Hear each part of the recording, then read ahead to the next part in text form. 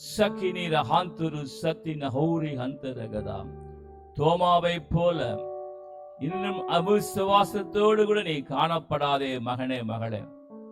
கர்த்தருடைய ஆவியானவர் உனக்கு சொல்லுகிறார், தோமாவை போல அவிசுவாசத்தோடு கூட நான் விழாவிலே கை போட்டாலே ஒழிய நம்ப மாட்டேன் என்று சொன்ன தோமாவை போல சந்தேகத்தோடு அவிசுவாசத்தோடு கூட நீ காணப்படாதே என்று சொல்லி கர்த்தருடைய ஆவியானவர் சொல்லுகிறார்.